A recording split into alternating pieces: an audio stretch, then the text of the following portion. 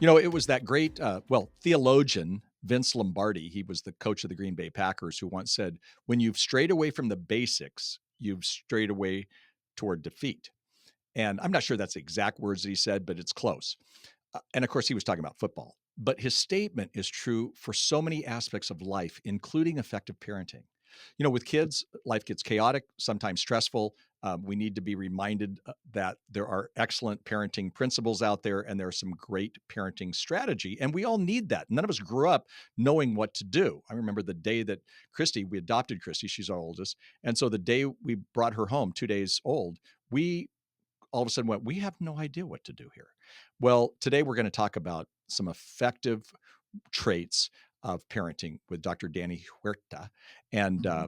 anyway, I'm so excited that you're here. He's the vice president of parenting and youth at Focus on the Family. And if you don't know Danny, I am excited for you to get to know him and all the amazing resources he and his team are producing at Focus. They are great. Okay. He has counseled family for more than 2 decades. Danny and his wife have 2 kids. Today, we're talking about a book that he wrote a few years ago, but I love this book. It's called 7 Traits of Effective Parenting. Danny, welcome to the broadcast. It's so good to have you here. Jim, thanks for having me on the show. Excited to dive into this topic with you. Yes. Absolutely. Well, the first I am calling this the first official meeting. We've now decided maybe we met in 2014 for a very short time, It was but cool. maybe you had long hair then. For our YouTube watchers, he No, it doesn't was have the long hair same. anymore. Same dude. No, Same same thing. dude. Yeah. Okay. Yeah. But anyway, I followed your work. I love your Mhm. work. Now, what was interesting, and I was reminded of this when I was reading your book, that you and your family moved from Colorado excuse me, from Mexico City to Colorado Yeah. when you were a child. I don't think you even had heard of Colorado. How was No, that move personally for you as a kid? but that was so stressful. Jim, I've told my kids this story just as they think about kids coming into the country from other places to have empathy and compassion towards them. I remember my mom coming to me. She was the principal of our school.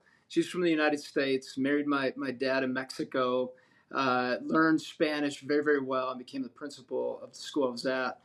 And she came to me and said, "Hey, you need to say goodbye to your friends." And she had for years been saying, "Hey, we're going to move to the United States someday. Just be Mhm. ready." And I'm, "No, no, I don't need to learn English. I don't need to know any of that." And suddenly it was there. And I stayed with my grandparents on my mom's side for a summer in Minnesota, and that that was so stressful because I didn't know what Yeah. was going on. I just followed my grandpa and grandma around and Wow. aunts, uncles. But when I got to Colorado, I never knew what Colorado was. I had never known anyone in Colorado, and when I started school, it was kind of a shock. I remember having warts on my fingers because it was just so Wow. nerve wracking, not Yeah. knowing what was going on. And Yeah. um, the teacher came to my mom and said, "Hey, I think your son is deaf mute. He may have to go to a new school." And my mom said, she started to laugh. She goes, "Oh no, he can't stop talking. That's not it. It's actually he just doesn't know English. So be patient with him." And Right. it took a while, but it was And what quite. it's a great reminder for all of us that my daughter Christy, the one I just mentioned, our oldest, she teaches in a school in Santa Ana, California, and most of the kids are from other countries, Yeah. and many of them are in the country because she does ESL for them, teaching them English through but Spanish. She she says this, that these kids are amazing kids, but they honestly don't know what's going on for a while, and then they pick it up, and your English seems to be pretty good now. Yeah, and Jim, I think back at what I learned during Wow. that time. One of them was to listen. It Yeah. was great. It was a great moment for Isn't me, that an interesting? 8 year old, to learn how to Yeah. listen, and then also how to handle adversity, where I felt kind of Right. uh, under the gun there. But then Yeah. also with the friends I was with, this is pretty funny, Jim. I was with a person that was left-handed, a person from India, and then a guy that stuttered. And that guy that stuttered slowed everything down beautifully for me. I was like, "Man, Perfect. Carl, thank you." And I mean, it was just great because he slowed the whole language down. I think he That helped is me so learn awesome. English. Yeah. Yeah. See, in my experience, I grew up in Anaheim, California, which would be predominantly Spanish speaking. And all of my friends taught me playing sports, cuss words. So when I speak at pastors' conferences in the Spanish speaking world, I went to the University of Mexico for a while. And so when I speak I tell them, I don't know a lot of religious words, but I know cuss words. So don't cuss around me. And you know what, Danny? And maybe Yeah. we can get some counseling later from you. But guys will come up to me, all men, I've never had a woman do it, and they'll say a word, and I don't remember what the words are. I don't remember the cuss words, That's but I good. know it's a cuss word, and I look at them like, "Shame on you." And then they go, "Oh, he does know this." You They know, think you I'm know. joking. But anyway, between your, help and whatever, I think we can get through this podcast. Hey, I loved your book, I said, 7 Traits of Effective Parenting. So well done. And you said at the beginning that we all need contributors, encouragers, and influencers in our lives. How do people find that? I'm finding a lot of parents right now who are having trouble finding help. Mm. And I'm not talking just about counseling, or I'm not just talking about, I mean, they can, podcasts, they can go to Focus and get lots of great stuff, but they need contributors, encouragers, and influencers. Where do they find them? Yeah, and really just keep in mind that we need to be generous, right, with our words, with our life giving words. We Yeah, can bring so much uh, great momentum to parents when yeah, we encourage them in their parenting. And so look around at your friends and church. yeah. Church is a great place to look I think so around too. Yeah, to some people that have been parents and just go, hey, right. I'd love for you to be part of my rolling credits as a parent as I'm trying to do this and trying to invest in my kids the best Yeah, I can. And really, there's no competition in parenting. right. You're not competing with anyone else. You're No, you're wanting to get it the best you can with the kids you've got in front of you. And that means bringing in people that can speak life into you, maybe give you some ideas if you get yeah. stuck. And that's it. Yeah. No, I love that. I love that you use the phrase. I've never heard it before. Rolling credits. I mean, I've heard it in film, Mhm. but I look back in our life because we weren't raised. Kathy and I weren't raised in the church, so we became Christians in our teen years. That's why youth ministry was so much a part of our life. And we have people who have rolling credits. We had to look for mentors, and you know where we found them? In the church. Were they perfect? No.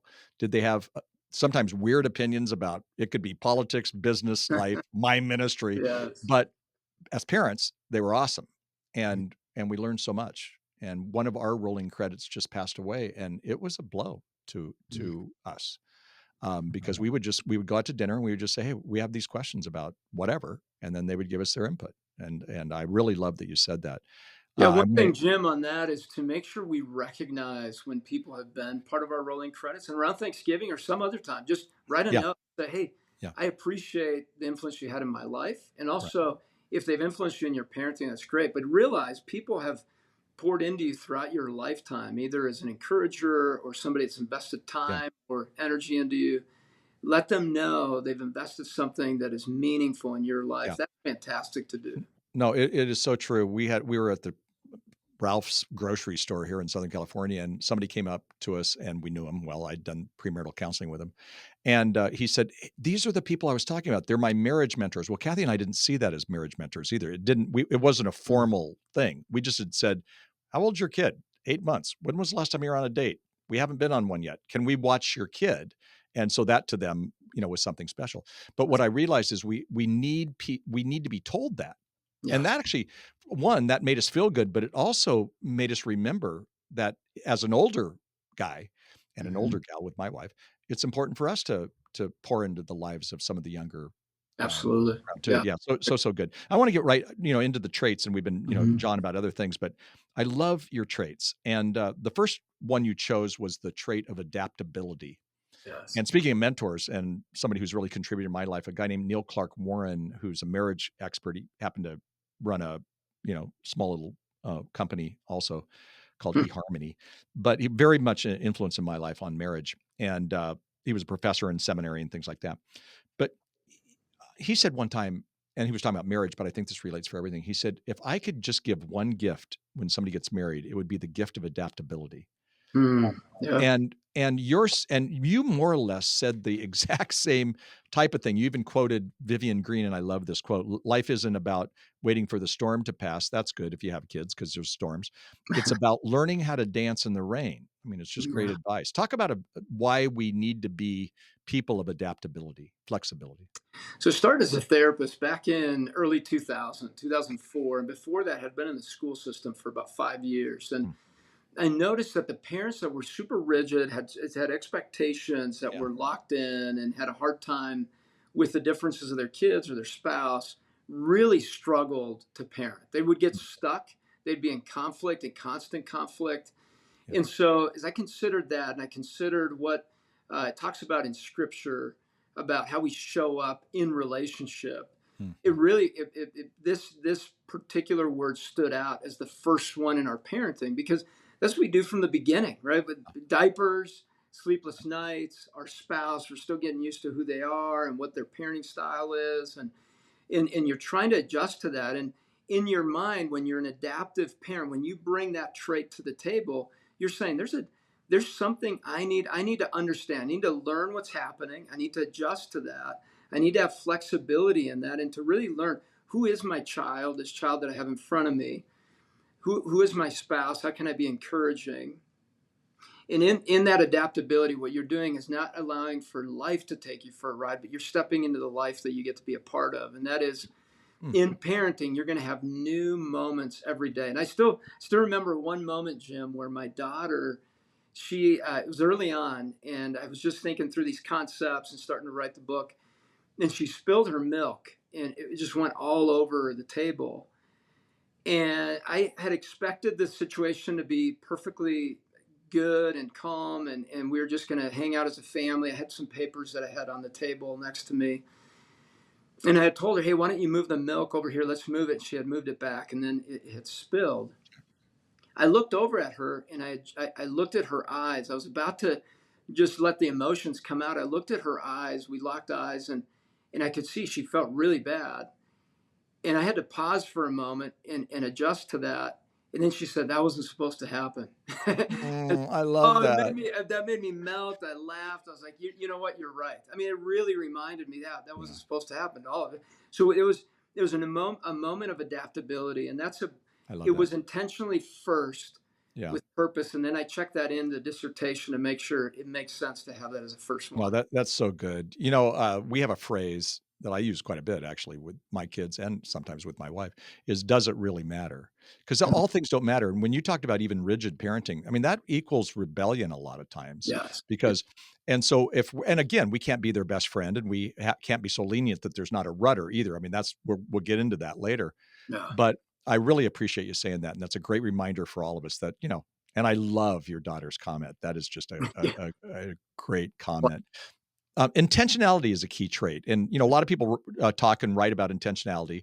A lot of parenting experts, say that, and even when I said rules without relationship equal rebellion, but we need to make sure that we're building relationships with our kids. Yes. Um, and talk about how do you have a relationship and still be the parent and not the friend? Hmm. Well, if you're showing up with the first two, so adaptability and respect, those are about Yeah, the that's invitation right. that you're coming into, and you're showing Yeah, self-control, you're right, showing emotional attunement with your child, you're right. adjusting to who they are. That gives you the opportunity for intentional guidance and Yeah, intentional relationship. If you don't have the first two and you're coming in and just trying to be their friend or just trying to catch up yeah, and just be intentional with them in some type of relationship without the other component of just having some warmth and some yeah, sensitivity that they are going to make mistakes, then it makes that very hard. And the idea with intentionality is that you're going to learn the healthy yeses, the healthy nos in your yeah, life. You're going to learn to be able to put time and effort into bringing intentional words to your child or each child in their unique kind of mhm. love language, their unique way that they receive those life-giving words. You're going to intentionally look for ways to spend time with each child That's that are good. meaningful. They don't have to be complex. Right. It can be as simple as taking a walk or just sitting down and saying, "Hey, tell me more about," and whatever that Yeah, is. If they're drumming, tell me more about drumming. Or can you teach me some of that? But you're taking time to learn about who your child is.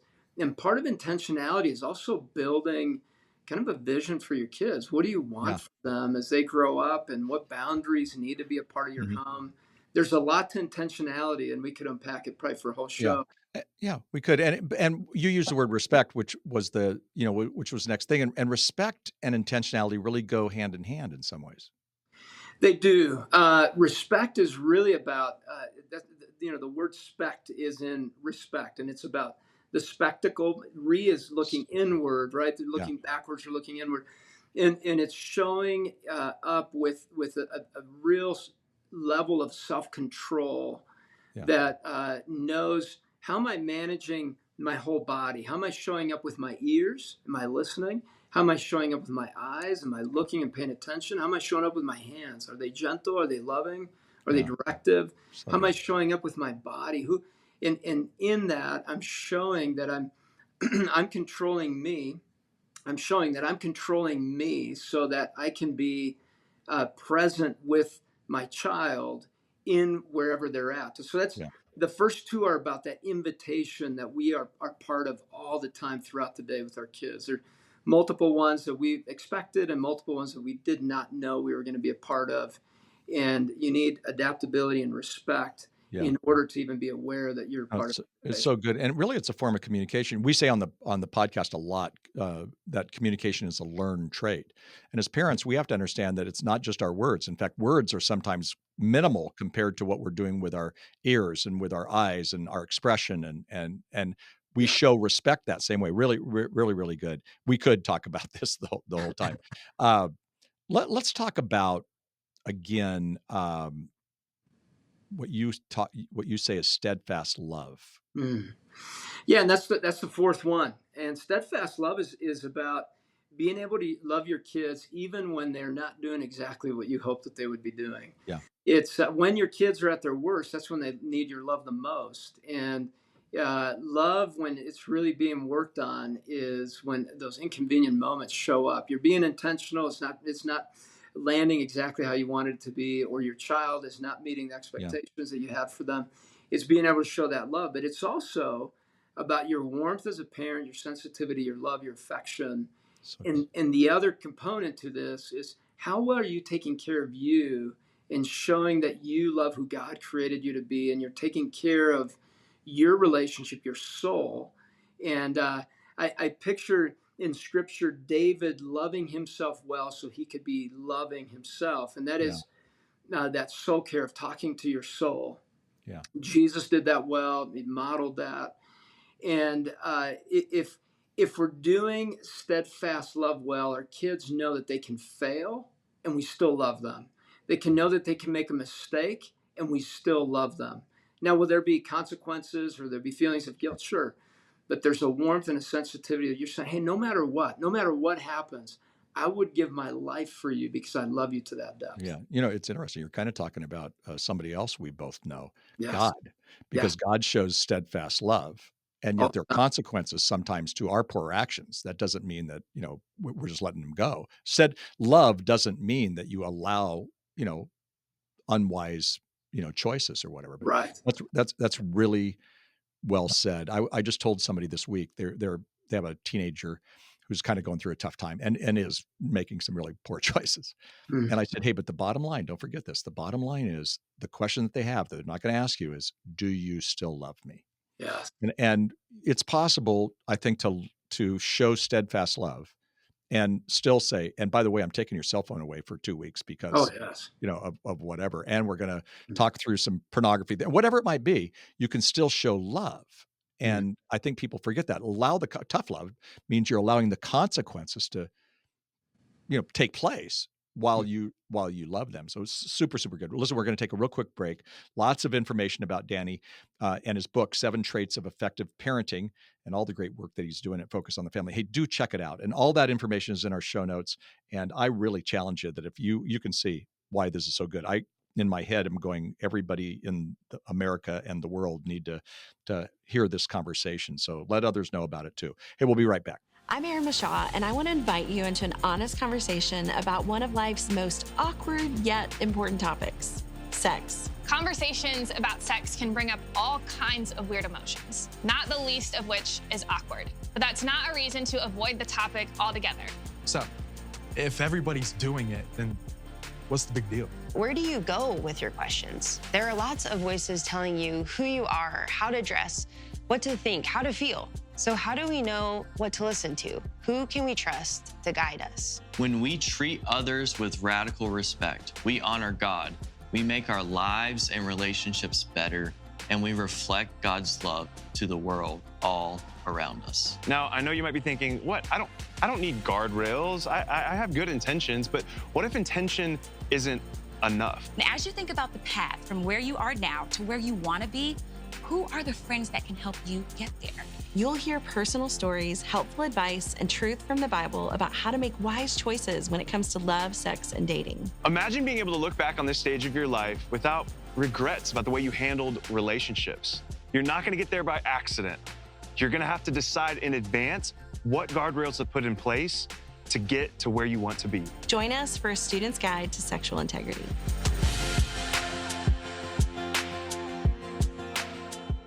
Welcome back. What a program. So good. And, I just want to continue with where we were going with these traits because these traits are so important.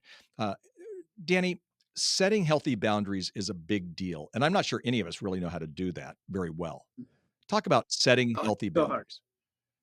Yeah, and this is interesting in my work, just going and speaking to parents in my private practice, and also through our assessment. I've noticed that boundaries are very difficult for parents, and part of the issue is that there are two different parents in the home, and this could be a blended family. It could be two homes that have been, broken home, where you have two parents trying to parent these kids differently, and then within the same home, there's a difficult time having unity around the boundaries, and so there are a lot of challenges and things to work out when you're putting boundaries. And then each child with a different personality and different needs, another complexity to boundaries. But it begins with you yourself. What are the boundaries that you're creating inside of you? And then what mindset are you creating in your home? And really, it needs to be about that you're creating freedom for them from their selfishness, freedom from wasting their time, freedom from things that can get them distracted or off track. Freedom is really what boundaries are about. It's not about limiting, although we're limiting certain things. It's really about there's this loving undercurrent behind boundaries. And I remind my kids from the time they were really, really little, I would say, and they knew we had a close relationship. I would tell them, this boundary is because I absolutely love you and I would die for you. This isn't about controlling you. I have a hard enough time controlling me. Right. I'm not trying to control So you or good. get a job or doing that. I want to I want to step into places because I love you tremendously and I want to guide you. I'm not here to make you Yeah. happy, but I'm here to guide you and love you along the way. And sometimes it's not going to feel the best. And so I've noticed in the culture today, some parents have a hard time with boundaries because they don't want to see their kids upset. They don't want to see them Yeah. unhappy. And I get it. Part of it is because of the mental health crisis that we're in. And so they're thinking, man, if I put a lot of boundaries, am I going to damage my child? Are we going to have an awful relationship? Are they going to hate me when they're adult kids? Let me tell you, you get a lot of respect if you have that relationship part. There's a warmth, love, sensitivity, but then high levels of boundaries and expectations. Over time, they get it and they understand it, even though in the moment you may No, have some and you conflict. can't expect a 15-year-old to go, "Hey, thanks so much for putting these boundaries around my digital life." And sometimes parents want to be liked so much. And you said something Yep. very interesting, and you've referred to it in a lot of the conversation, is we as parents have to take time to do self-care, to do soul care, to take care of our own Yeah. soul because we're gonna be better parents. I don't think I was very good with boundaries I was more Disneyland dad than Kathy was Disneyland mom, meaning she was better at it in terms of setting Mhm. boundaries. And I would find that if I was not doing as well in my own head, that's when I would let them, "Oh, yeah, you can have as much ice cream as you want," or, "Yeah, I know we said you had a curfew, but, you were only an hour and a half late, so no big deal." I wanted to be liked. I'm doing that with my Yeah. tongue in my cheek, of course. But All what right. I need to do is make sure that I'm doing okay. And we have a lot of people who are so wiped out because of the busyness of life or because of what's going on, or maybe it's a Totally. single mom or a single dad who's like, "If they don't like me, nobody likes me right now." And we really have to boundaries are good. We just have to do it in a Yeah. good, healthy way, and I really love what you said, and you have I know more to say on that, but I wanna also talk just, briefly, and there's other traits, grace and forgiveness, you said bridge building instead of fence building, so good, but I wanna close this off a little bit. I love your thoughts on gratitude, and in your book, you actually put gratitude as a key component.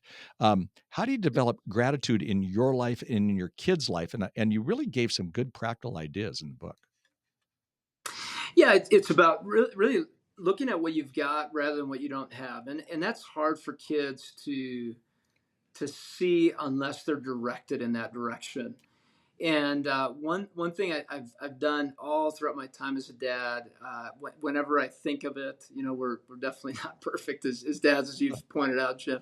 And that is, I've said, hey, today's a gift. I Yeah, wonder how we're going that's to good. unwrap it.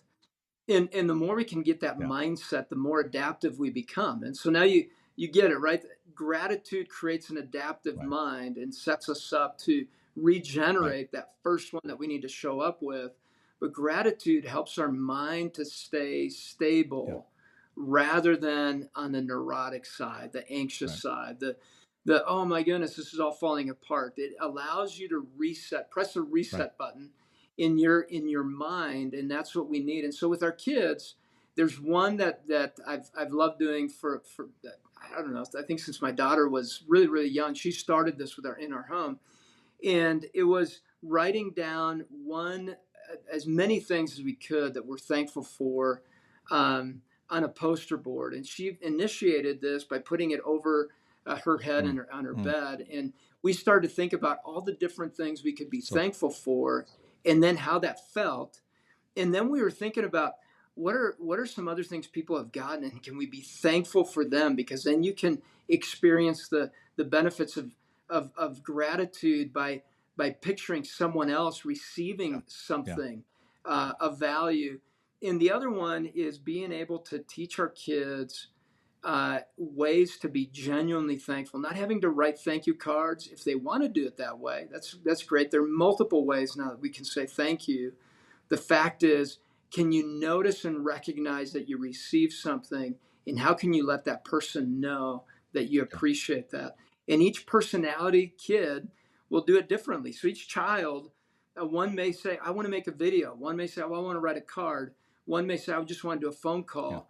Let them thank other people the way they need to, but the practice of being able to recognize that they've received something from Yeah, it's someone so good. else. And going back to it as parents, we take the lead in this. Our kids will be more Yeah. thankful when they see us practicing what we call around here thank therapy or gratitude.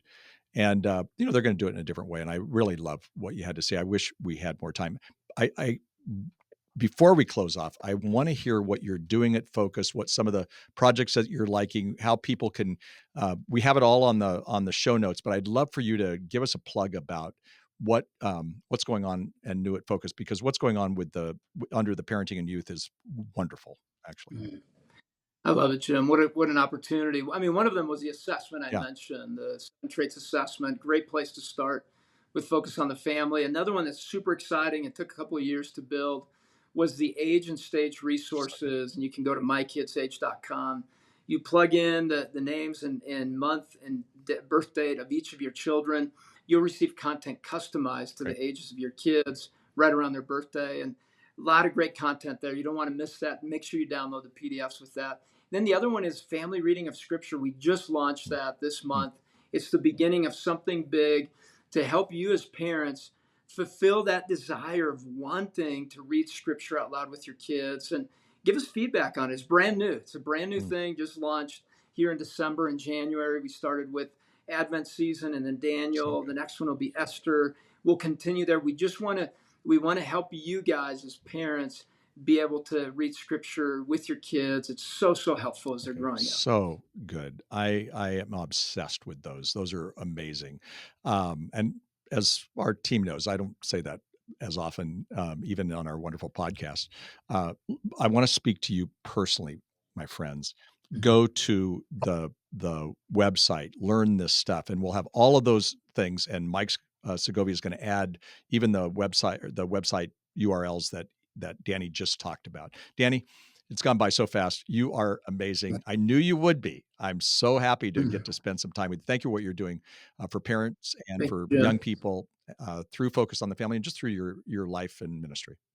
Hey, before we go, I want to share with you, our listeners, and also our podcast, our YouTube watchers. I want to tell just a quick story. My mom passed away some time ago now, and I was doing a lot of speaking to young people at the time, and I happened to be getting ready to speak at Colorado State. 8,000 kids. They used to do these big international events, and not Colorado State, but they rented the place. And my mom was dying. She went into hospice, and I didn't know if I was going to be able to do it. And I even called the person who I knew well, who was running it, and I said, I don't know, my mom's in bad shape. And they said, well, we'd like to have you. I said, I've asked.